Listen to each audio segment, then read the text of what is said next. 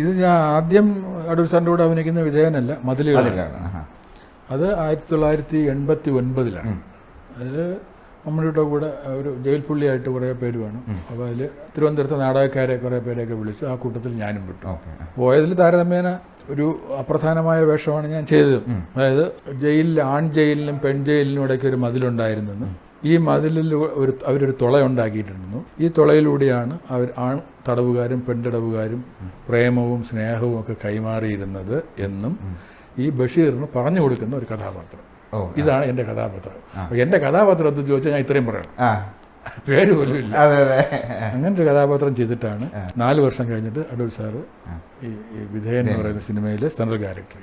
ഒരു ദിവസം എന്നെ വിളിച്ചു, എന്താ പരിപാടി, എന്താണ്, എവിടെയാണെന്നൊക്കെ ചോദിച്ചു. ഞാൻ ഓഫീസിലാണ്, വൈകുന്നേരം ഇങ്ങോട്ട് വരുന്നതിൽ ബുദ്ധിമുട്ടുണ്ടോ? എന്ത് ബുദ്ധിമുട്ട്? അപ്പോൾ ഞാൻ വൈകുന്നേരം ആയപ്പോൾ അവിടെ അതെനിക്ക് സ്കൂട്ടറൊക്കെ അവിടെ പോയി. ഈ പറഞ്ഞ അലിയാർ സാറും ഒക്കെ അവിടെ ഉണ്ട്.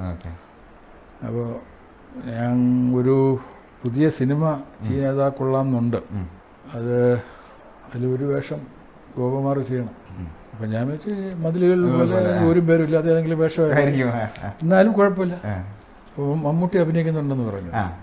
അപ്പോൾ ഉറപ്പായി മമ്മൂട്ടി അഭിനയിക്കുന്നുണ്ടെങ്കിൽ അതുപോലെ വേറെ ചെറിയ അതിൽ 2 കഥാപാത്രങ്ങളുണ്ട്. അതിൽ ഒന്ന് ആണ് ഈ മമ്മൂട്ടി ചെയ്യുന്നത്.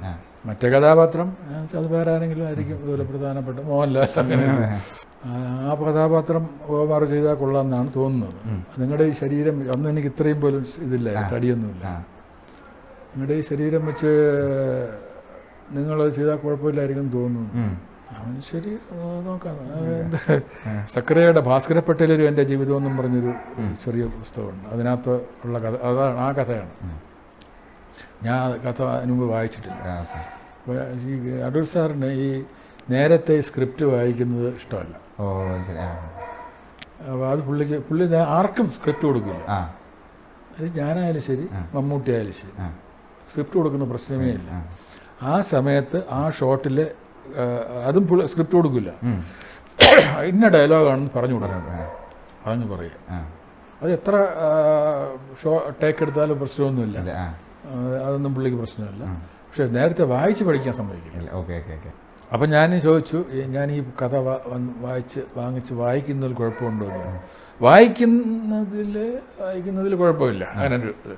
അങ്ങനെ വായിക്കുകയും ചേരുന്നുള്ളതാണ് പുള്ളി ആദ്യം ഉദ്ദേശിച്ചത്. പുള്ളി പറയുന്നത് വിചാരിച്ചെന്താ അറിയാം, ഇയാൾ നേരത്തെ വായിച്ചിരുന്നെങ്കിൽ എനിക്ക് എന്ത് ചെയ്യാൻ പറ്റും,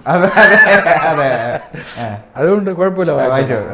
അങ്ങനെ വരുന്ന വഴി ആ പുസ്തകം വാങ്ങിച്ചുകൊണ്ട് വന്ന് വായിച്ചപ്പോഴാണ് ഇന്ന കഥാപാത്രം തൊമ്മി എന്ന് പറയുന്ന കഥാപാത്രമാണെന്ന് വായിച്ചപ്പോഴാണ് ഇതൊരു ആ കഥയിലെ സെൻട്രൽ ക്യാരക്ടറാണ്.